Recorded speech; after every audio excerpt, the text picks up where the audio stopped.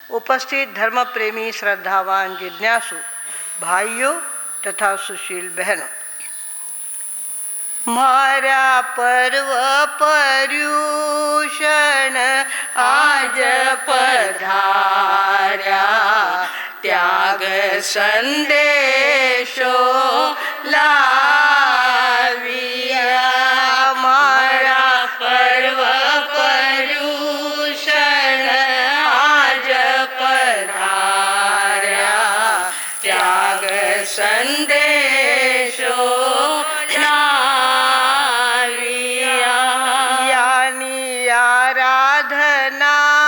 प्रभु महावीर कीनी, सूत्र समवायांग भाकियो। देव चारों प्रकार रा महावीर जावे, पर्व मनावे ऊंचा भाव सु। आपा हिल मिल सबही स्वागत करसा, भेट चढ़ासा धर्म ध्यान री। सूत्र जीवाभिगम जी यूं फरमायो, देवता जावे महाविदेह में। सूत्र निशिथ बोले वो है विराधक, जो नहीं ध्यावे इन पर्व ने। मारा पर्व पर्युषण आज पधार्या, त्याग संदेशो लाविया। आज हमारा स्थानक छोटा पड़ रहा है, इतने सारे लोग आज उपस्थित है। किस लिए? आज प्रदूषण है, आज पर्यूषण है। सगळा घर में केवे पर्यूषण है। आवे थानक में जाऊन पहला बाकी बात सगली बात सुन रखो, पहला थानक। इस तरह से पर्यूषण पर्व की प्रतिष्ठा है। इतनी प्रतिष्ठा है, जहाँ जहाँ भी जैन विराज रहे होंगे वहाँ वहाँ आज पर्यूषण का स्वागत अपने अपने ढंग से धर्म ध्यान से हो रहा है। भागवानों, ये पर्व की प्रतिष्ठा है। पर्व अपने आप में इतनी इज्जत लेकर के आज तक जिया है कि जब भी ये आया है लोगों ने उनका धर्म ध्यान से स्वागत ही किया है। बाकी स्वागत तो भोजन से हो जाता है, फूल की माला डालने से हो जाता है, तिलक करने से हो जाता है, नया कपड़ा ओढ़ाने से हो जाता है। पर हमारे पर्यूषण पर्व को ये सारी बातें पसंद नहीं है। वो तो कहता है कि आज मर्यादा करने का दिन है, मर्यादा करो, त्याग और तपसी मर्यादा करो। मतलब आज द्रव्य से हमें चाहिए कि हम भोजन की मर्यादा करें। अब बिना खाए तो नहीं रहा जाता, ठीक बात है, मत खाओ, किंतु कम से कम हम बिना घी का खाएंगे, बिना तेल का खाएंगे, बिना नमक का खाएंगे, बिना मिर्च का खाएंगे। इस तरह से कर सकते हो। और जितनी वस्तु बनी है उसमें से एक छोड़ दी तो भी हम अपने पर्यूषण पर्व का स्वागत कर रहे हैं। ऐसा समाधान आपको होगा। भागवानों, हमें चाहिए द्रव्य से, कपड़ों में, भोजन में, पैसों में, भोग उपभोग में मर्यादा करना। अपने से हो सके तो आंबिल उपवास आदि तपस्या करना। ये पर्यूषण पर्व का पहला स्वागत है। दूसरा स्वागत बताया है द्रव्य क्षेत्र में। ये अनंत क्षेत्र है, असंख्यात प्रदेश वाला क्षेत्र है। इसके अंदर हम मर्यादा करें। हमारी कुछ बहनें पर्यूषण में 8 दिन कहीं जाते नहीं है, ना गाड़ी घोड़ा लगाती है, ना दूसरे गांव में जाती है, ना किसी के घर जाती है। क्षेत्र की मर्यादा करिए। हम क्षेत्र की मर्यादा करेंगे जहाँ तक बने। थानक में रहने वाले बहुत सारे लोग, हमने जलगांव में थे हम, और जलगांव में सिमरतमल जी साहब गांधी थे। पहले दिन आए, कहने लगे मार साहब 8 दिन चोयार उपवास। 8 दिन 24 उपवास और 8 दिन 64 पोरी पोसा। 8 दिन में कहीं जाऊंगा नहीं, ना कहीं बाहर जाऊंगा, ना कुछ खाऊंगा पीऊंगा, बस हो सके उतनी माला करूंगा, धर्म ध्यान करूंगा। 64 पोरा पोसा उन्होंने किया, पानी तक नहीं पिया। जलगांव का प्रत्यक्ष स्पष्ट उदाहरण है। भगवानों, इस तरह से क्षेत्र की मर्यादा करनी, अपने क्षेत्र के मैं और मेरा घर और थानक, इतने अलावा मैं कहीं जाऊंगा नहीं, कहीं भटकूंगा नहीं, कहीं किसी गांव में जाऊंगा नहीं, खरीदी करूंगा नहीं, बिक्री करूंगा नहीं, कुछ नहीं। जोधपुर के अंदर तो 8 दिन पूरा समाज सारा धंधा बंद करके थानक में रहते हैं। याद रखो, अभी तो पता नहीं है, पर पहले हमारे जोधपुर के अंदर 8 दिन क्षेत्र की मर्यादा रख के वहीं पे वो रहते थे, द्रव्य से क्षेत्र से। फिर काल से, काल तो अनंत है, उसके अंदर ज़्यादा से ज़्यादा समय करके काल को क्या करना, सार्थक अपने इसमें ले लेना। उतना काल, उतने काल तक हम कुछ भी पाप नहीं करेंगे, उतने काल तक हम सामायिक ही करेंगे, सामायिक पे वर्तमान में ही टिकेंगे। इस तरह से संकल्प करना, ये क्या है, काल की मर्यादा है। और भाव की मर्यादा के लिए कहा गया है ध्यान करना, स्वाध्याय करना, धार्मिक गीत गाना, धार्मिक किताबें पढ़ना। ये सारी बातें भाव को शुद्ध करने के लिए हमारे यहाँ बताई गई है। भगवानों, इस तरह से द्रव्य, क्षेत्र, काल और भाव, इन चारों की मर्यादा करके पर्युषण पर्व का स्वागत किया जा सकता है। भगवानों, पर्व 2 प्रकार के होते हैं, एक लौकिक पर्व, एक लोकोत्तर पर्व। लौकिक पर्व होते हैं वो भय से मनाए जाते हैं, जैसे शीतला सप्तमी। भाई शीतला साटा नहीं दिया, अपना घर में टाबरा ने देवी हो जाए, भय से। और कुछ शीतला सप्तमी, नाग पंचमी, नाग पंचमी नहीं मनाई, नाग की पूजा नहीं करी तो हमारे घर में नाग घुस जाएगा और हमारे घर में दुर्घटना हो जाएगी। इसके लिए नाग पंचमी, शीतला सप्तमी ये मनाते हैं। दूसरा मनाते हैं लालच से, लालच के कारण, जैसे संतोषी माता की पूजा, लक्ष्मी पूजा, ये से लालच के वजह से ये मनाई जाती है। और बम्बई में विस्मय से ये पूजा की जाती है। समुद्र के अंदर नारियल डालते हैं, कोई तो अपना हरा नारियल डाल देते हैं, पर बड़े श्रीमंत लोग होते हैं चांदी का नारियल करके समुद्र को अर्पित करते हैं। किस लिए कि विस्मय से कहीं तूफान ज़्यादा आ जाए और समुद्र की लाटें ज़्यादा उछल लग जाए, कोई संकट ना आ जाए, इसके लिए उसको नारियल डाला जाता है। भगवानों, इस तरह से चारों तरफ से द्रव्य, क्षेत्र, काल और भाव की मर्यादा करना, ये पर्युषण पर्व का सच्चा स्वागत है। आज से आप लोग भी ध्यान रखेंगे, तपश्चर्या सबसे नहीं होती। तपश्चर्या करने वाले बहादुर बहुत कम होते हैं, जो लगातार उपवास पचक लेते हैं, तेला पचक लेते हैं, 20 तक पहुंच जाते हैं। कई प्रकार की तपश्चर्या, जिसकी उसके अंतराय त्रुटि हुई होती है, वे तपश्चर्या करते हैं। पर खाने में फेरबदल तो कर सकते हैं ना आप।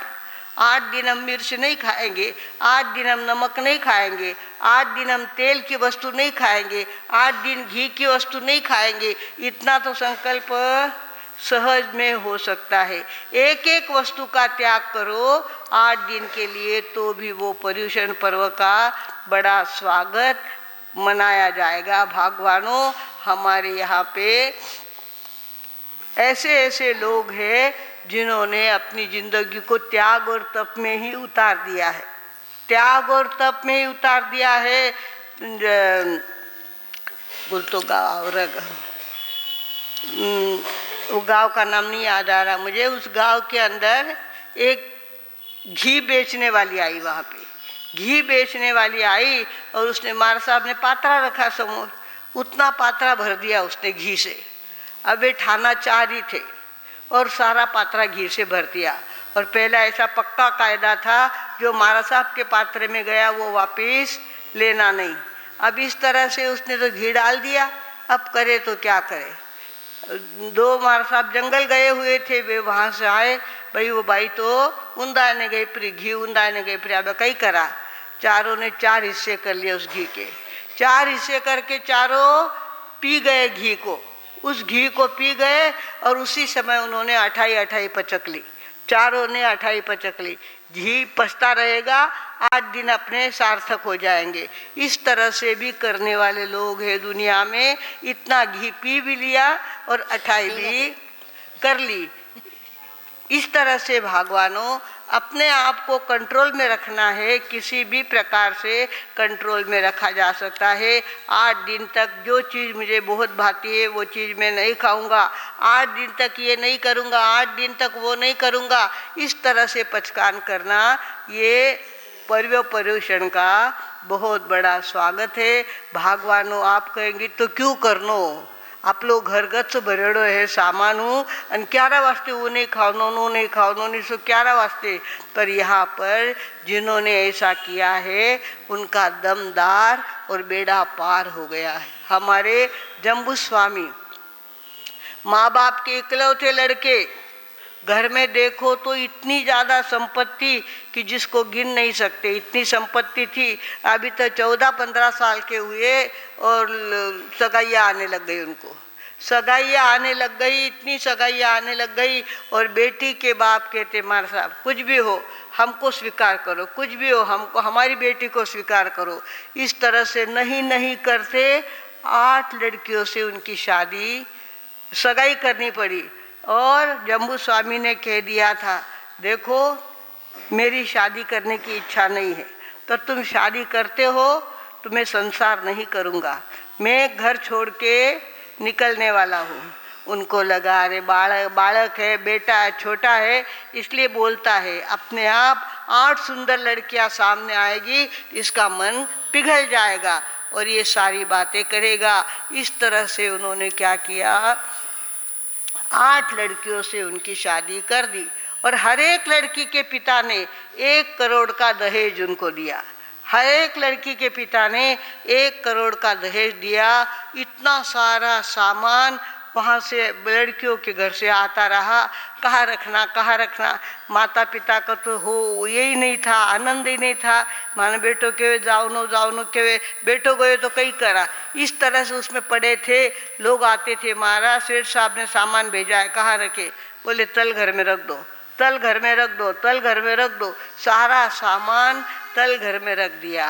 और उधर एक प्रभु नाम का चोर था, डाकू था, 500 की टोली थी वो, कितनी 500 की टोली थी। और सभी ने तय किया आज अपने को बहुत घबाड़ मिलने वाला है, आज बहुत अपना लाभ होने वाला है। माँ बाप तो ध्यान देते नहीं है, उधर से सामान आ ही रहा है, सामान लगातार आता है, अपन जा कर के वहाँ चोरी करेंगे। अब चोरी करने के लिए पहले तो प्रभाव जो उनका मुख्य था, पहले वो आया, उसके बाद धीरे धीरे लोग पैर की आवाज़ ना करते हुए उस घर में पहुँचे। इधर ऊपर जैसा ये है बालकनी, ऐसी बालकनी में जम्बू कुमार और उसकी 8 रानियाँ क्या कर रही थी, रानियाँ मनाने का प्रयत्न कर रही थी और जम्बू कुमार उनको मनाता था कि इसमें क्या पड़ा है, ये अभी निकल जाएगा, अपने को अपना फायदा करना है, मनुष्य जीवन का फायदा करना है। दोनों में चर्चा चल रही थी। सव्व कला धम्म कला जिणाइम, सभी कलाओं में श्रेष्ठ कला है तो धर्म कला है। और वो एक दूसरे को समझा रहे थे। इधर डाकू आए, डाकुओं ने जितना हो सके वो इकट्ठा किया माल और माथे पे ले लिया, माथे में ले लिया, खड़े हो गए, पर आगे चलना ही नहीं बना, उनके पैर चिपक गए। सर्व कला धम्म कला जिणाइम, ऐसे सर्व कलाओं में श्रेष्ठ धर्म कला है, उनके पैर चिपक गए, ना तो पैर निकलते हैं आगे और ना ही बोझा नीचे उतारा जा सकता है। इधर हमारे जम्बू कुमार ने अपनी बातें चालू रखी थी, तो डाकुओं के पास एक विद्या थी, अवस्वापिनी और तालोद घाटिनी। डाकुओं के पास विद्या थी, अवस्वापिनी मतलब सामने वालों को नींद आ जाए और हम कितनी चोरी करके चले जाए तो सामने वाले को मालूम ना पड़े, ऐसी अस्वापिनी। और दूसरी थी तालोद घाटिनी, ताले के पास जाके खड़े हो गए, मंत्र बोला कि ताला अपने आप खुल जाएगा और हम वहाँ से निकल जाएंगे अथवा वहाँ से कुछ सामान ले लेंगे। इस तरह से दोनों विद्या थी किनके पास, डाकुओं के पास। वे विद्या भी उनको काम नहीं आई और वे रास्ता मिल गया उनको बीच का, जहाँ ताला नहीं था, जहाँ दरवाज़ा बंद नहीं था, वहाँ से वो आ गए। पर अब सामान लेके जाना तो दरवाज़ा खोलना बहुत ज़रूरी था, पर दरवाजे कोई भी खुल नहीं रहे थे। इस तरह से भगवानों चारों तरफ से गौतम स्वामी जी की रक्षा कौन कर रहा था, कुदरत रक्षा कर रहा था। जम्बू स्वामी जी की, जम्बू स्वामी की रक्षा, हाँ, जम्बू स्वामी जी की रक्षा निसर्ग कर रहा था। अपने आप ताले जो खुले नहीं, अवश्य उनको नींद तो आई नहीं। गौतम स्वामी अपनी पत्नियों को समझा रहे थे और अपनी पत्नियां जम्बू स्वामी जी को समझा रही थी। दोनों का आपस में चल रहा था वाद विवाद, वो भी उनका बंद नहीं हुआ और उनको किसी प्रकार की विद्या का प्रभाव उनके ऊपर नहीं हुआ। भगवानों इस तरह से चारों तरफ से गौतम स्वामी जी को कुदरत सहायता कर रही थी। जम्बू स्वामी जी को, जब जम्बू स्वामी गौतमी आ रही मेरे मुँह में, जम्बू स्वामी जी को औरतें समझा रही थी और कह रही थी, ये आठो ही कामण्या रे ना लाला, तुझ भी न सुनो ध्यान। ये आठो ही कामण्या रे जाया, तुझ भी न रही बिल खाय। जम्बू कहो मान ले रे जाया, मत लीजे संयम भार। रतन जड़त रो पिंजरोए माता, सुओ तो जाने फन। काम भोग संसार नाय माता, ज्ञानी तो जाने द्वंद। जम्बू कहो मान ले रे जाया, मत लीजे संयम भार। इस तरह से आठों कामनियाँ कहाँ गई, अपने सासू जी के पास गई और कहने लगी, हमारा तो माना नहीं उन्हें, पर हमारा ही मन हो गया है कि हम भी दीक्षा लेंगे और संसार नहीं करेंगे। अब माँ, पहले तो माँ के छाती में इतना धसका था और सोच रही थी कि मैं हमारे बेटो जाई तो मैं कहीं करूँ। अब तो आठों रानी, आठों बहुएं कहने लग गई, हमको भी घर में नहीं रहना है, हमको भी दीक्षा लेना है। उस समय वो इतिहास गढ़ा जब इन 500 चोरों ने भी क्या कि इनके पैर चिपक गए थे और इन्होंने संकल्प किया कि अगर हमारे पैर नहीं निकले तो हमारा सारा चारों तरफ से ढिंडोरा पीटा जाएगा, हम पकड़े जाएंगे और राज दरबार में इतना बड़ा अपमान होगा। जिसमें प्रभव नाम का जो मुख्य चोर था वो राजकुमार था। राजकुमार घर से निकला था, कोई माँ बाप बेटे में झंझट हो गई, निकल पड़ा और आगे जाके डाकू बना था। सबको लगा कि अब क्या करेंगे, अब क्या करेंगे, हमारे पैर नहीं छूटे तो हम क्या करेंगे। उन्होंने संकल्प किया, हे भगवान, हमारे पैर अगर खुले हो जाते हैं, चिपके हुए पैर खुले हो जाते हैं, तो हम भी जम्बू कुमार के साथ क्या कर देंगे, दीक्षा ले लेंगे। इधर दिए हुई, उधर क्या हो गया, जम्बू कुमार की जो बहुएं थी उनके माता पिता, 8 बहुएं थी, 8 बहुओं के माता पिता कितने हो गए, 24 हो गए ना। 8 बहुएं और उनके माता पिता 24, और उसके साथ जम्बू कुमार के माता पिता कहने लग गए, जब सारे निकल रहे तो हम भी क्यों संसार में रहे, हम भी दीक्षा ले लेंगे। इस तरह से उन्होंने भी संकल्प किया और भगवान महावीर के चरणों में गए और कहने लगे, महाराज साहब, हमने संसार के चित्र को देख लिया है, हमको तो आपके चरण में आना है। 527 संग लागे आय जी, पिता पुत्र माता संग 8 नार धाय जी, संसार असार जान दीक्षा लीनी जाय जी, जीत मल धन्य जम्बू धन्य थारी माय जी, समझ झूठा संसार लीनो संयम भार, इजाजत दो माता लेनो संयम भार। ऐसा भी हमारे यहाँ पे सच्ची बनी हुई घटना है और भगवान महावीर के चरणों में इस तरह से समर्पित करने वाले कितने मिल गए? 527 लोगों ने एक ही दिन दीक्षा लेकर के अपने आत्मा को पके हुए नारियल की तरह, नारियल का गोला पका हुआ होता है ना, उसको खाली एक झटका दो तो अंदर का गोला अलग होता है और बाहर की छाल अलग होती है।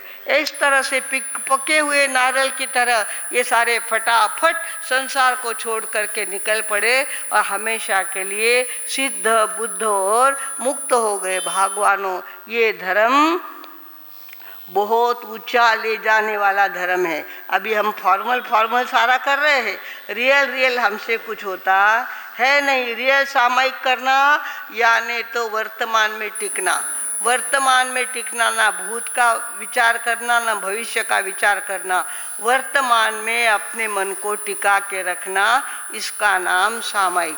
पहले हमारे लोग भोले होते थे, पढ़े हुए नहीं होते थे, पर सामायिक ऐसी करते थे जो एक बार सामायिक करने के बाद दूसरा विचार दिमाग में आने नहीं देते थे। गगराना नाम का गांव था, गगराना नाम का गांव राजस्थान के अंदर है।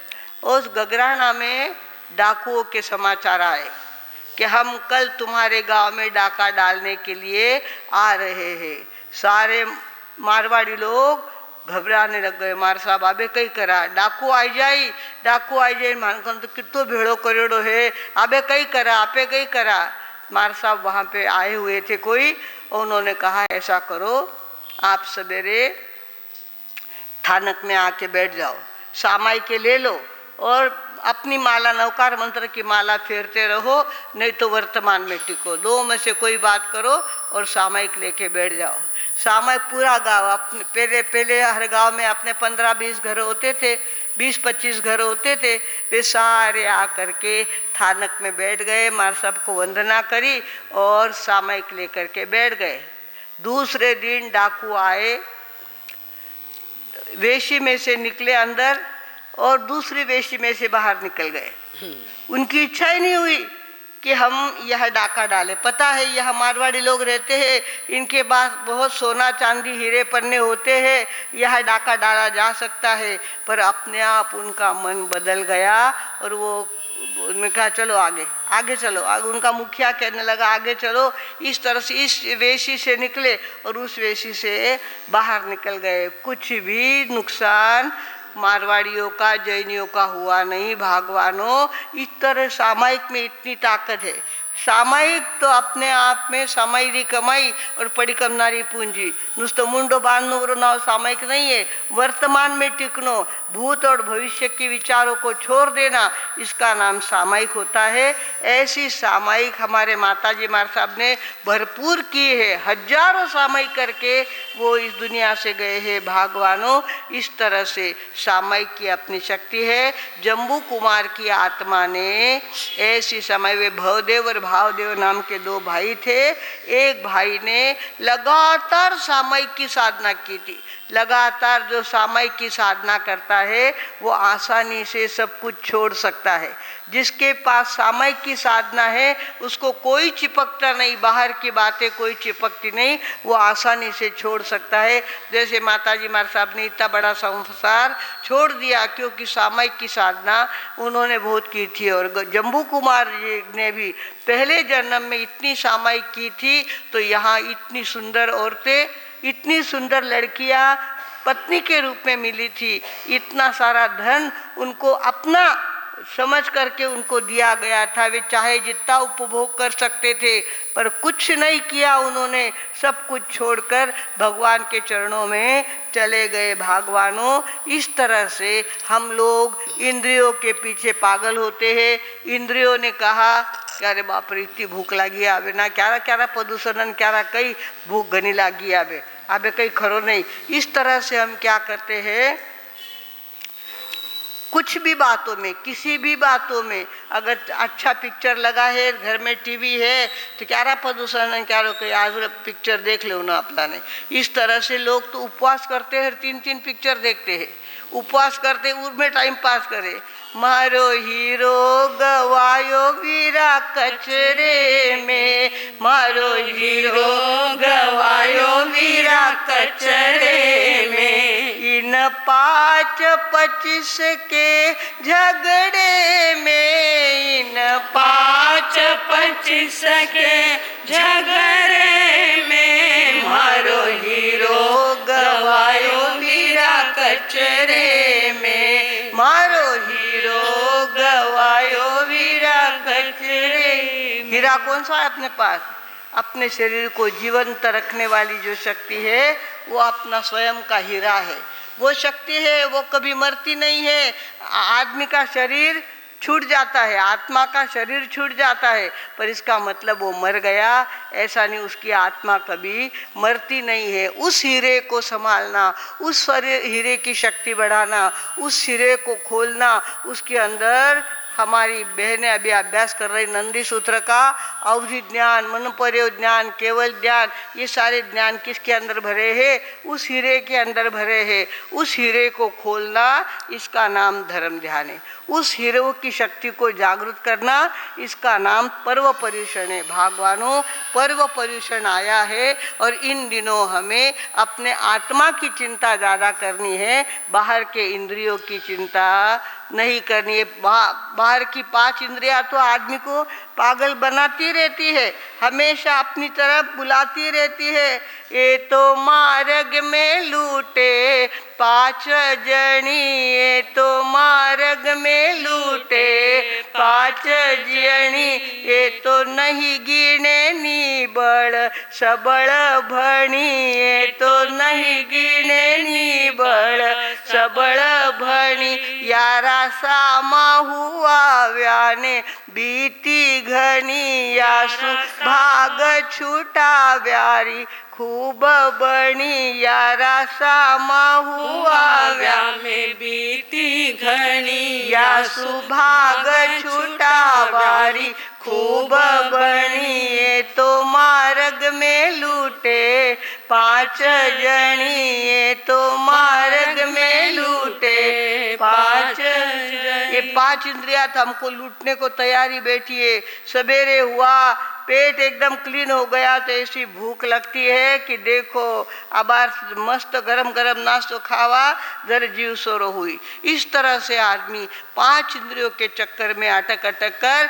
अपनी अनमोल जिंदगी इस तरह से पसार करता है। जब हमारे ये पर्व आते हैं, ये पर्युषण पर्व आता है, इसके अंदर आत्मा की कमाई करो, ये संदेशा लेकर के आता है। अब महापुरुषों ने बहुत काम किया, तुम कब काम करने वाले हो? तुम आत्मा का काम करो, आत्मा के लिए कुछ करो, मौन धारण करो, साधना करो, सामयिक करो, उपवास करो, पौषध करो। नहीं और कुछ होता है तो पौषध लेने में तो क्या हर्ज है? पौषध लिया जा सकता है। पौषध आत्मा की जबरदस्त औषध है। एक दिन के लिए घर को छोड़ना, थानक में आके रहना और वहाँ पे रात वहाँ बिताना और धर्म ध्यान ज़्यादा से ज़्यादा करना, उसे पौषध कहते हैं। पौषध आत्मा की उत्कृष्ट औषध है। आज उपवास जिन्होंने किया है वे पौषध कर सकते हैं। सवेरे से, वैसे तो 8 पोरिया पोसा सवेरे से चालू होता है और दूसरे दिन सवेरे तक वो रहता है। 8 पोरिया पोसा उसको बोलते हैं। और नहीं होता है तो दोपहर में 4 बजे पौषध लेकर के सवेरे तक अपने आप को नियम में रखना, इसका नाम ही पौषध होता है। जैसा भी भगवान तो कहते हैं ये धर्म जबरदस्त है, पर जबरदस्ती का नहीं है, जबरदस्ती बिल्कुल नहीं। यहाँ स्वयं देवाणु प्रिया, जैसा तुम्हें सुख उपजो वैसा करो, इस तरह से भगवान का हमेशा संदेश हमको मिला है। भागवानों, ये पर्युषण पर्व के 8 दिन हमारे सामने आए हैं, बहुत कुछ सुंदर सुंदर बातें लेके आए हैं, पर हम हैं जो कमज़ोर पड़ जाते हैं, शरीर के और इंद्रियों के लफड़े में पड़कर सारा टाइम उसमें पास कर देते हैं। जो करना चाहिए वो नहीं करते, जो नहीं करना चाहिए वो करते हैं। भागवानों, हाथ में आया हुआ गोल्डन चांस हम यूं ही गवा देते हैं। हमारे प्रांगण में भी, पिंपलगांव संघ के प्रांगण में, स्थानक के अंदर ये सुंदर गोल्डन चांस आया हुआ है। 8 दिन तक हम ऐसी उपस्थिति देंगे, 8 दिन तक बराबर रोज आते रहेंगे, सामायिक करते रहेंगे और कुछ न कुछ सुनते रहेंगे। पता नहीं कौन सा शब्द कब हमारे हृदय को लग जाए और कब हम अपने जीवन में टर्निंग पॉइंट लेके आ जाए, कुछ कह नहीं सकते। टर्निंग पॉइंट लेके आने वाला पर्युषण पर्व हमारे प्रांगण में आया है, इसका सभी स्वागत करें। तप से, जप से और संयम से अपने जीवन को ज़्यादा से ज़्यादा संयमित बनाए और पर्युषण पर्व का स्वागत करें। इस ईश्वर भावना के साथ अब मैं विराम लेती हूँ। ओम शांति।